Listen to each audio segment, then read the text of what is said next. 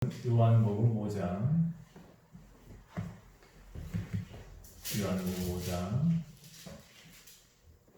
22절부터 23절까지 말씀.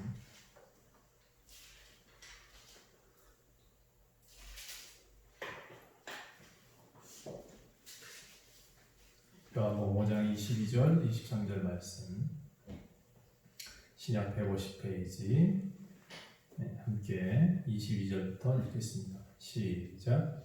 아버지께서 아무도 심판하지 아니하시고 심판을 다 아들에게 맡기셨으니 이는 모든 사람으로 아버지를 공경하는 것 같이 아들을 공경하게 하려 하심이라. 아들을 공경하지 아니하는 자는 그를 보내신 아버지도 공경하지 아니하느니라. 아멘. 아버지께서 아무도 심판하지 아니하시고 심판을 다 아들에게 맡기신다라고 하셨습니다. 왜 아들한테 심판을 다 맡기셨을까요? 오늘 제목은 왜 예수님을, 이제 뒤에는 여러분들이 또 제목을 붙일 수 있습니다. 왜 예수님을 보내셨나요? 또는 왜 예수님을 믿어야 하나요? 또는 왜 예수님을 우리에게 함께 동행하라 하셨나요? 다양한 제목을 붙이실 수 있겠죠. 여러분이 함께 왜 예수님을 하고 각자의 제목으로 무언가 인생의 글도 괜찮고 무언가 설교 제목도 괜찮고 여러분이 함께 써나갈 수 있는 어떤 말씀이었으면 좋겠다라고 생각되어집니다. 제가 어젯밤에 큰 사고가 났습니다. 눈이 동그래질 줄 알았습니다. 어릴 때 제가 포크레인이나 중장비 기사들 보면 저도 큰 장비를 한번 움직여보고 싶다 그런 생각을 했었습니다. 그래서 포크레인 비슷한 중장비 기사가 되었습니다. 그래서 장비를 끌고 가는 첫날이었는데요. 멋있게 장비를 끌고 갔습니다. 네. 어떤 사람이 제 앞에서 장비를 이제 차를 유도하고 있었죠. 그런데 갑자기 제 앞에서 차를 유도하던 그 사람의 말을 제가 듣지 않았습니다. 그리고 갑자기 차를 휙 하고 돌렸죠. 그랬더니 장비가 어떤 타워 크레인을 쾅 하고 들이받더라고요. 그러니 앞에 있던 타워 크레인이 갑자기 뚝 하고 부러지면서 제 차도 넘어지고 장비 크레인도 넘어지는 모습을 봤습니다. 첫날인데 제가 알기로는 그 장비가 고가인 줄 알고 있거든요. 무시무시하게 고가인 줄 알고 있는데 모든 사람들이 다 황당해하는 모습을 보고 있었습니다. 나도 황당해요. 제가 이렇게 말을 했습니다. 괜히 중장비 기사가 됐구나. 이거 참 전 재산이 다 날아갔구나 그랬습니다. 이제 어떻게 하면 좋지? 막 황당해했습니다. 저는 어젯밤에 이 사고 때문에 굉장히 많이 힘들었습니다. 그러면서 생각했습니다. 이거 다시 역시 나는 목회를 했어야 되는구나. 무슨 일인지 아시겠죠? 밤에 갑자기 꿈을 꾸다가 밤새 씨름을 했습니다. 개꿈을 꿨습니다. 얼마나 애를 썼던지요. 그걸 어떻게 해결해 보려고 밤새 뛰어다니는 꿈을 꿨습니다. 제가 중장비 기사를 할 일이 있겠습니까? 그렇죠? 그런데 뭔가를 열심히 하고 있는 제 모습을 보고는 사실 어려우니까 뭔가 그런 생각도 해봤거든요. 이것도 또 그런 기사를 좀 따서 포크레인 좀 해볼까 이런 마음도 들었습니다. 저는 할 수 있을 것 같아요. 웬만한 목수보다 제가 좀 잘합니다. 목수질도 할 수 있을 것 같아요. 여러 가지 다. 요즘 제가 마케팅 강사 일을 좀 하고 있습니다. 여기저기서 좀 부르기 시작했습니다. 다음 달에 동해에서 와서 좀 강의를 해달라는 얘기가 있고, 또 얼마 전에는 이제 양평에 양동시장 개발하는 데 좀 와서 좀 도와달라는 얘기가 있었습니다. 막 불려다니는 건 좋은 것 같은데 제 자리는 아니지 않습니까? 그렇죠? 그래서 제가 어느 정도 유명해지고 있긴 하지만 그 자리가 저는 행복한 자리는 아닙니다. 그냥 다만 제가 할 수 있는 것은 이렇게 생각했습니다. 제 주변에 있는 사람을 그래도 조금씩 도울 수 있다. 그래서 제가 이 일을 하고 있는 것입니다. 그런데 제가 어느 정도 이 일로 인해서 마케팅 강사 일로 인해서 혹시 교회 성도들이 좀 늘어난다 그러면, 그래서 주변의 사람들이 잘 되어지는 모습을 제가 조금씩 도왔다는 이야기가 좀 들리게 되면, 그럼 저는 후배들한테 자리를 남겨주고 얼른 나와야 되지 않을까 싶습니다. 그리고 제가 해야 될 일을 해야 되지 않겠나, 그렇죠? 제가 어젯밤에 그 일을 꿈속에서 애를 쓰고 용 쓰고서 뭔가 해보려고 했더니 해결이 안 되잖아요, 그렇죠? 그 밤에 꿈에서도 해결이 안 되더라고요. 그리고 결론은 그거였어요. 다시 내 자리에 가야 되는 거구나. 내 자리로 가라 하시는 거구나. 그런 생각을 했었습니다. 어젯밤 제가 해야 될 일이 무엇인지를 정확히 알려주시는 그런 놀라운 경험을 했습니다. 오늘 제목이 왜 예수님을 이라고 했을까요? 여러분은 왜 예수님을 믿으세요? 제가 먼저 질문해 볼게요. 예수님을 정말 믿으세요? 왜 예수님을 알게 되셨나요? 여러분 집에 가셔서도 서로 질문해 보세요. 예수님을 믿고 있는지, 예수님을 우리는 어떤 분을 알고 있는지 서로 질문 좀 해보세요.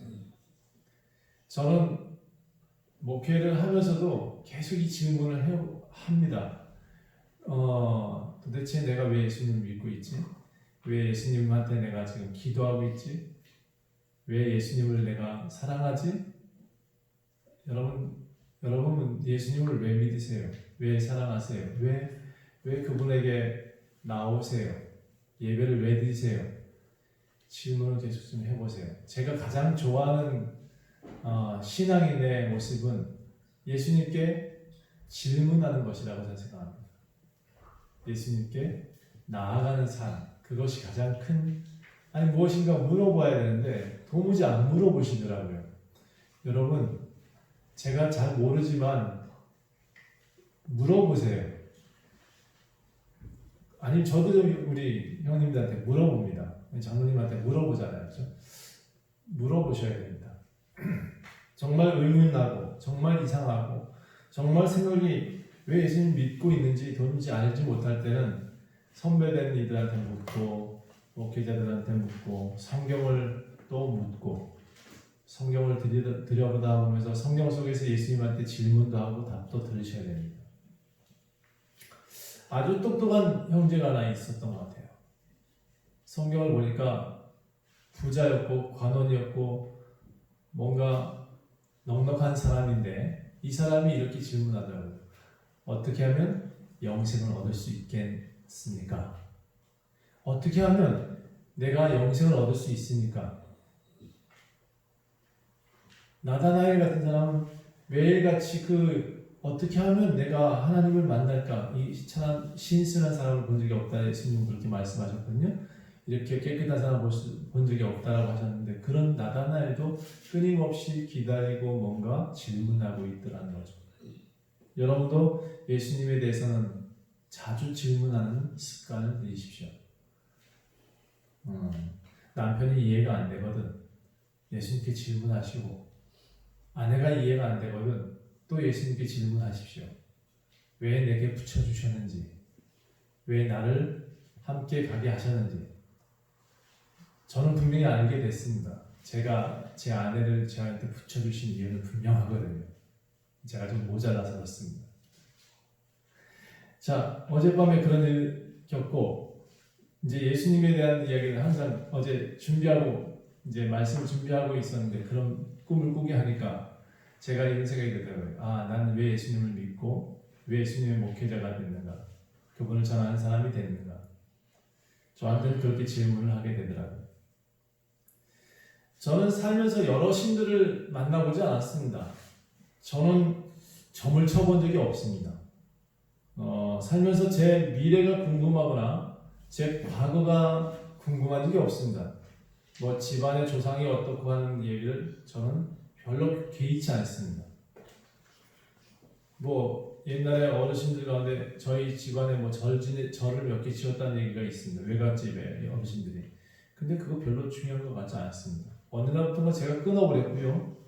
어느 날부터가 제가 그걸 전혀 관심이 없습니다. 그게 뭔데, 그렇죠? 그게 나하고 무슨 상관인데? 그래서 저는 과거도 별로 궁금하지 않고 미래도 별로 궁금하지 않아서 정치를 안 갑니다. 저는 지금 살아야 될 이유를 찾습니다. 저는 왜 지금 이 땅에 살고 있는가? 나는 왜 지금 이 일을 하고 있는가? 거기에 관심이 있습니다. 제 주변에는 천주교회도 있더라고요. 바로 앞에도 천주교 재단이 있습니다. 처음 교회를 원주에 와서 처음 세웠더니 저희 교회 앞에 무당집이 있더라고요. 점집이 있더라고요. 거기에 있는 아들하고 그 집 할머니 점 치신 분하고 제가 한번 딱 얼굴 쳐다보면서 이렇게 얘기한 적이 있습니다.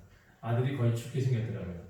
30 넘었는데 그냥 길거리에 쭈그리고 앉아있는 모습 보니까 딱 죽게 생겼더라. 그래서 내가 그 아들한테는 교회를 나오라고 얘기했던 적이 있었고요. 그 어머니한테는 이렇게 얘기했습니다. 당신은 어쩔 수 없다지만 당신 아들은 내놓으시오. 제가 그렇게 선포한 적도 있었습니다. 물론 저는 그들보다 더 자신감이 있기 때문에 그랬습니다. 왠지 모를 자신감이 있습니다. 저한테는 예수님 믿는 것이 큰 자신감입니다. 제 주변에 어른들은 불교 신자가 많다 그래요. 지금도 많은 사람들하고 교류할 때 불교인들 꽤 있습니다. 또 주변에는 기독교도 있습니다. 또 살다 보니까 제 주변에는 샤머니즘을 믿는 사람도 꽤 있더라고요.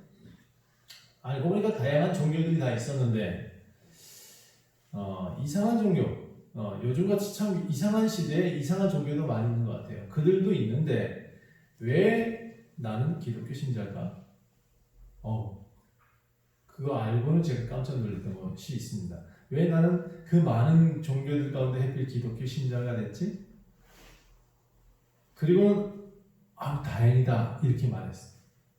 다행이다. 내가 기독교인이 됐고 내가 예수님의 말씀을 읽을 수 있으니 너무 다행이다. 저는 또 우리 민족이 정말 다행이다 이렇게 생각했었습니다.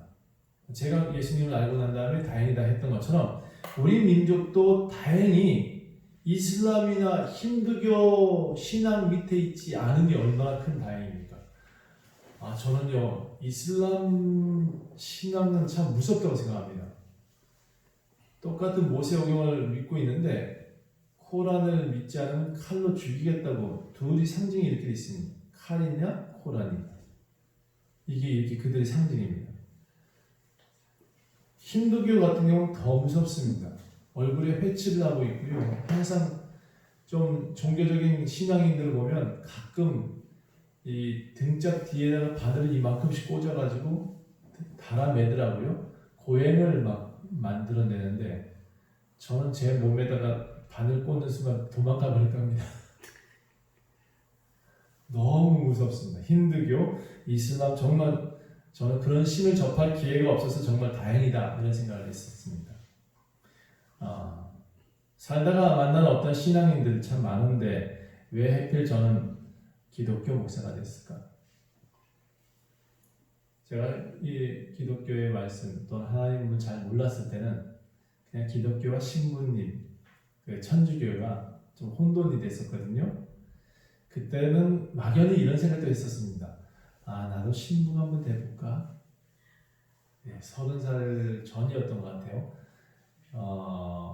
그때만 해도 정확히 예수님에 대한 말씀을 많이 읽어본 적이 없었습니다. 30살 될 때 제 인생에 가장 큰 문제가 생겼을 때부터 물론 그 전부터 예수님의 말씀 교회 다니긴 다녔는데 교회가 가까워서 그런지 몰라도 교회는 다녔었습니다. 깊이 있게 성경을 읽기 시작한 것은 20대 후반부터였던 것 같아요. 그런데 그때부터 제가 시간이 지나서 31살 목회를 딱 시작했을 때 나는 기독교 목사가 된 것이 너무나 큰 다행이다라는 걸 그때 알았어요. 예수님 믿고 있는 게 정말 다행이구나. 결론적으로 제가 많은 신들 가운데 예수님은 제게는 가장 합리적인 신이셨습니다. 제가 물어봤잖아요, 여러분한테도. 예수님 왜 믿으세요? 라고. 저는 예수님이 정말 인격적으로 저를 대우해 주셨습니다. 예수님은 저한테 말씀으로 다가오시면서도 항상 저에게 어떤 강요를 요구한 적이 없으십니다. 예수님은 저에게 무엇을 해야 된다고 단정 지으신 분이 아니셨습니다. 제가 선택할 수 있는 선택을 주셨고 제가 무엇인가 질문했을 때 성실히 답을 주시는 분이셨습니다. 다른 신들은 어떨까요? 다른 신들은 우리를 인격적으로 대하고 있나요? 제가 가끔 산에 가는데요. 산에 가면 절 입구에 사천왕이라고 되어 있죠. 예. 사천왕을 딱 봤는데 발에 사람이 밟혀 있습니다. 사람이 밑에 있습니다. 그리고는 그 사람들이 뭔가 잘못한 것처럼 빌고 있습니다. 사천왕한테. 저는 저 신이 사람한테 지금 어떤 존재일까라는 생각을 해봤습니다. 사천왕의 무서움 때문에 지금 지옥에 들어가 있는 무서움을 표현하고자 하는 걸까? 아니면 모든 사람들한테서 저렇게 숭배의 대상일까? 저는 예수님은 우리에게 숭배의 대상은 아니라고 생각합니다. 그런데 그들은 딱 보여지는 모습 전체가 다 나를 숭배하지 않으면 죽는다라는 표시를 내고 있더라고요. 여러분도 너무 비슷한 기독교인데도 천주교에도 여러분 교회 천주교회 가보셨나요? 네, 가보십시오. 한번 가보시고요. 거기에 여러 가지 형상들이 있는데 그 중에 어떤 형상들도 사람을 밟고 있다는 사실을 발견하실 수 있으면 저한테 사진 좀 찍어주세요. 반드시 사람을 밟고 있습니다. 천주교회에도 어떤 형상 밑에 반드시 사람이 있는데요. 사람을 밟고 있습니다. 저는 그래서 천주교회가 합리적이지 않다고 생각하는 겁니다. 사람 위에 하나님, 사람 위에 어떤 존재로서 하나님으로 비춰지는 게 저는 성경에서 발견하지 못했거든요. 제가 만난 하나님은 저하고 인격적이고 대우하셨고 뭔가 대화하실 수 있는 분의 모습으로 나타나 주시는데 많은 교회들이 이 예수님 밑에 사람으로 자꾸 전락시킵니다. 저는 그게 조금 사람들을 두렵게 하고 교회로 꼭꼭 묶어두는 방법인 것 같습니다. 그래서 저는 그런 하나님이 아니라고 자꾸 말씀드립니다. 우리 예수님은요 절대로 그렇게 창조주로만 계시거나 왕으로서 사람을 억압하는 분이 아니십니다. 그분은 사람을 사람으로 보십니다. 사람을 사람으로 존중하십니다. 그리고 당신도 하나의 격이다고 말씀하십니다. 인격, 격이다고. 신격 아니고요. 어떤 동등한 존재의 한 부분으로 말씀하십니다. 예수님은 친구라고 말을 했고 예수님은 형제라고 말을 하십니다. 예수님은 우리를 인격적으로 대우하십니다. 우리를 너무너무 사랑하시는 분이시고요. 우리를 다른 신들은 다 신을 숭배해라 너희는 종이다 이렇게 가르칩니다. 그런데 예수님은 우리를 친구라고 말을 했고 형제라고 말을 합니다. 예수님도 우리를 아버지라고, 당신은 아버지, 우리는 아들이라고 표현하고 있습니다. 완전히 우리가 알고 있는 기독교의 격이 좀 다른데 잘못 알고 있는 예수님들을 너무 많이 가르친다는 생각을 해봅니다. 저는 예수님을 믿습니다. 오늘 말씀의 핵심은 우리가 믿는 예수님, 그래서 왜 예수님을 믿는지, 또 왜 예수님은 우리에게 보내셨는지, 또 왜 예수님을 우리를 위해서 십자가에 죽게 하시고 부활하셨는지 여러분 좀 아셔야 된다고 생각해서 참 간단하게 말씀드려봅니다. 제가 이미 저는 그렇게 하나님이 저를 너무 사랑해 주셨다라는 것을 말씀드렸습니다. 그래서 저는 예수님 믿는다라고 말씀드렸습니다. 성경을 이제 좀 살펴볼까요? 예수님은 아버지는 왜 우리를 위해서 예수님을 보내셨을까요? 요한복음을 보면 이 내용들이 대부분 다 잘 풀립니다.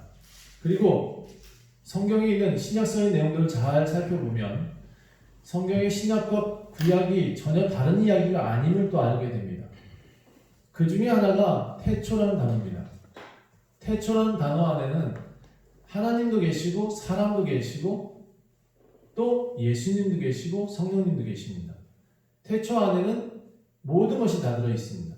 그리고 그 태초에 여러분도 속해 계십니다. 여러분은 태어났나요? 아니면 갑자기 생겼나요?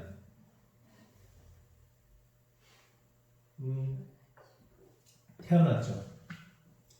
태초에 아버지께서 모든 만물을 태동하셨습니다. 태어나게 하셨습니다.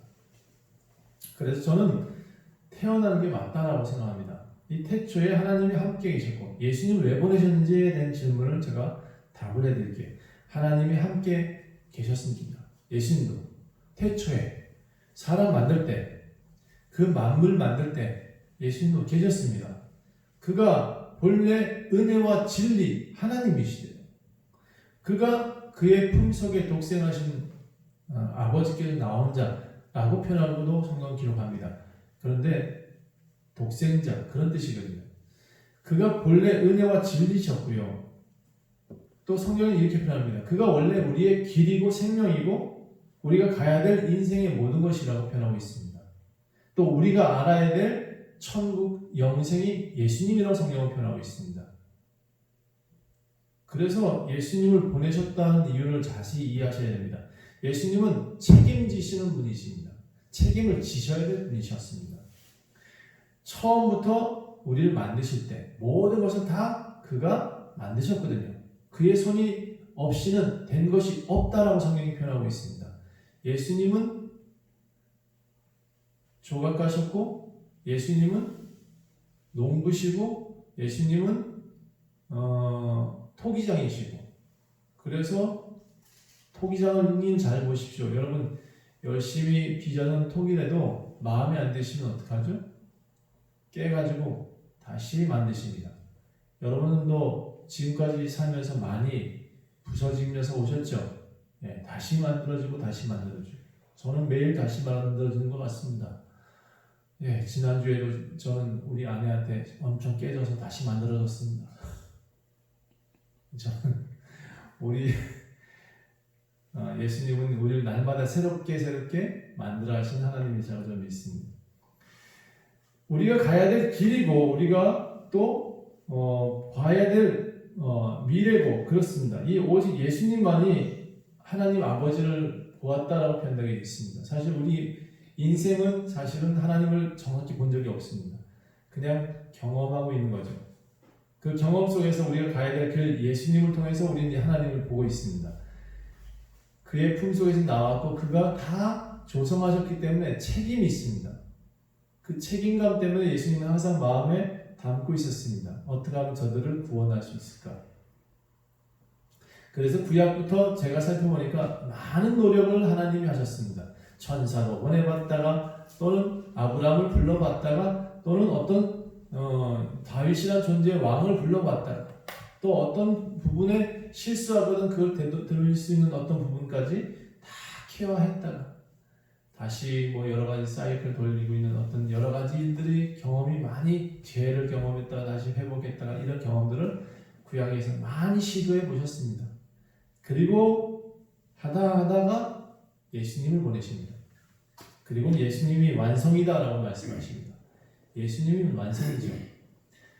예수님을 믿으라라고 하신 이유는 이렇게 성경이 표현하고 있습니다. 요한복음 3장 16절에 그를 믿는 자마다 멸망하지 않는다. 영생을 얻게 하기 위해서다. 하나님이 그 아들을 세상에 보내신 이유는 세상을 심판하려 하는 것이 아니다. 그로 말미암아 세상이 구원을 받게 하기 위해서다. 예수님 오신 목적은 사람을 구원하기 위함입니다.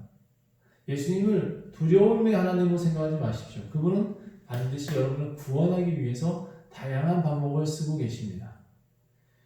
나는 세상의 빛이니 나를 따르는 자는 어둠에 다니지 아니하고 생명의 빛을 얻으리라. 예수님은 지금 우리한테 빛으로 오셨습니다.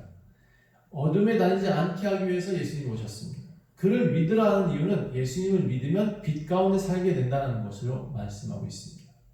또 나를 믿는 자는 성경에 이름과 같이 그 배에 생수의 강이 흐를 것이다. 성령이 여러분 때 흘러나올 것이다 라고 표현하고 있습니다. 예수님을 믿으면 성령을 선물로 주신다고 표현하고 있습니다. 예수님을 믿으면 진리를 알지니 진리가 너희를 자유케 되리라. 진리가 되어지고 그 진리 가운데 여러분은 자유롭게 됩니다. 저는 우리 애들이 저희하고 사는 것 자체가 진리라고 생각합니다. 여러분 제 아이들이 저와 떨어지면 비진리가 되는 거죠. 예수님과 우리가 함께 사는 것 자체가 진리입니다. 그건 아버지가 자식을 낳았는데 자식이 아버지와 함께 사는 게 당연한 것이 진리입니다. 예수님을 믿으라는 것은 당연한 일입니다. 그 예수님께서 믿게 되면 영생을 얻는다고 분명히 말씀하고 있고 믿게 되면 세상에 빛을 얻는다고 분명히 말하고 있기 때문에 믿으라고 표현하고 있습니다. 물론 이걸로 더 많은 이야기를 할 수 있습니다. 다음에 넘어가기로 하고 예수님 믿어야 될 대상은 분명합니다. 여러분이 왜 예수님 믿어야 되는지 저한테 알려주셔야 됩니다. 이제 각자의 예수님의 믿음 저한테 나는 이래서 예수님 믿습니다 라고 질문에 답도 해주셔야 됩니다. 듣기만 하는 신앙은 사실 신앙이 아닙니다. 믿음은요 나타난대요. 믿음은 능력이 되고 믿음은 어떤 행동의 패턴이 나타나게 됩니다. 예수님을 믿게 되면 사람이 변했죠. 빛으로 살게 되니까 어둠에 다니지 않습니다. 무언가 나타나게 되어 있습니다. 저는 교회에 오시는 것만 해도 대단하다고 생각합니다. 예. 이제 세 번째, 아버지는 왜 예수님을 십자가에 죽게 하셨나요? 이런 질문도 가끔 듣습니다. 예수님은 스스로 이렇게 표현합니다. 나는 참 포도나무다. 내 아버지는 농부고 너희는 그의 가지다. 다시 예수님은 참 포도나무, 우리는 그분에게 붙어 있어야 되는 가지래요. 가지이기 때문에 우리는 포도나무여야 됩니다. 포도나무. 그리고 이 가지를 우리가 만들어내는 게 아니고 본체가 만들어내잖아요. 그렇죠? 제가 여기 성리 가면 30년 된 배나무, 30년 된 사과나무, 한 20년 된 사과나무 심는 농장이 있습니다. 가서 처음에 의아했습니다. 아니 30년 된 나무에서 무슨 단맛이 나왔고 이렇게 오래된 배나무에서 무슨 단맛을 내고 그랬습니다. 그랬더니 놀라운 것을 발견했습니다. 농부는 농부더만요. 그들은요 1년 된 가지, 3년 된 가지, 4년 된 가지는 다 알아봐요. 5년 된 가지는 잘라버리고 3년 된 가지는 놔두고 1년 된 가지는 이제 슬슬 묶어서 자리를 잡더라고요. 이 배나무에서 배가 나는 게 아니더라고요. 가지에서 배가 나는데 그 가지는 1년짜리 배도 있고 그 가지는 3년 된 배가지도 있고 5년 된 배가지도 있더라고요. 가장 맛있는 배가지가 어떤 가지냐면 한 5년 된 3년에서 한 5년 된 가지에서 나오는 배가 그렇게 맛있답니다. 그럼 여러분 이제 조금 고민 좀 해보세요. 막 사 먹을 게 아니라 농장에 가지고 전 주문 좀 해봤으면 좋겠습니다. 한 3, 4년 된 5년 가지만 좀 따서 저한테 보내십시오. 네, 돈 더 주더라도 그게 낫습니다. 네, 꿀팁이죠. 네. 여러분 아버지께서 우리를 내시는 겁니다. 이 예수님이 우리를 택하셨다고 표현하고 있습니다. 그분이 택했기 때문에 우리한테는 그분이 책임이 확실히 있습니다. 당신이 우리 가지를 밀어내셨잖아요. 이 땅에 보내셨잖아요. 그리고 뭔가 가지의 역할을 하게끔 열매를 맺게끔 여러 가지 노력을 하십니다. 그래서 우리에게 안 좋은 순들은 잘라내시는 경우가 많습니다. 저도 많이 잘렸습니다. 이 가지를 보니까 배나무 가지 보니까 한 가지만 쭉 하고 나오는 게 아니더라고요. 옆가지가 너무 많습니다. 그 옆가지를 이 농부가 탁탁 과감하게 쳐내더라고요. 쓸데없는 꽃잎들은 다 뜯어버리더라고요. 그리고 배가 나시는 꽃 한두 송이만 남겨두더라고요. 우리 인생이 다 그런 것 같습니다. 이 농부는 당신 마음대로 줍니다. 좋은 거 우리 인생에서 잘 날 수 있는 만한 몇 가지를 남겨두시고 몇 개의 꽃을 남겨두시지 이 꽃을 만개하게 남겨두지 않으시더라고요. 꽃이 이쁜 것 같은데 절대로 그 꽃에서는 열매가 안 열리는 것 같습니다. 그래서 탁탁 쳐내세요. 아주 꽃을 사정없이 뜯어내세요. 내가 좋아하는 것들은 다 뜯어내세요. 그리고는 뭔가 날만한 것만 남겨두세요. 자, 왜 예수님 십자가에 죽게 되셨냐고요? 그분이 택했기 때문에요. 우리에게 우리가 택함을 받았기 때문에 그분은 우리를 위해서 십자가에 죽어주신 겁니다. 내가 아버지에게서 나와 세상에 나왔고, 이게 순서가 그렇습니다. 하나님이 계시고 그에게서 나온 예수님이 계셨다. 그리고 다시 세상을 떠나 아버지를 간다. 이렇게 예수님 표현하십니다. 당신의 인생은 그렇게 말씀하셨습니다. 그리고 내가 이 땅에 온 이유는 너희들에게 믿음, 예수님을 알게 하기, 하나님을 알게 하기 위해서다. 하나님 뜻을 알게 하기 위해서다라는 말씀도 여러 번 하셨습니다. 십자가에 죽으셔야 되는 이유는 분명히 그분이 책임이 있기 때문이었습니다. 그래서 모든 사람들에게 여러 방면의 일을 다 해보셨지만 단 한 가지, 안 되겠다. 내가 가야겠습니다라고 당신이 결정하신 것 같아요. 성경에 그런 내용은 없습니다. 그런데 아무리 봐도 제가 보니까 예수님이 아버지한테 때를 쓰신 것 같아요. 내가 이제 가야겠습니다라고. 저는 그 과정이 보이더라고요. 아버지께서 아들에게 주신 모든 사람에게 영생을 주시게 하시려고 만민을 다스리는 권세를 주셨다라고 표현되어 있고, 내게 주신 영광을 내가 그들에게 주었사오니 이는 우리가 하나가 된 것 같이 그들도 하나가 되게 하려 함이니이다. 내가 죽어야 되는 이유는요, 아버지하고 내가 죽어서 사람과 하나님의 접착제가 돼야겠습니다 라고 말씀하고 계세요. 당신이 죽어야 될 이유를 이렇게 표현하십니다. 하나님이 예수님을 죽게 한 것 같지는 않아요. 제가 보기엔 당신이 스스로 선택하신 일 중에 하나가 이렇게 표현하신 거죠. 내게 주신 영광을 그들에게 이제 전달하겠습니다. 그랬더니 그들이 이제 우리와 같이 하나가 되는 것 같아요.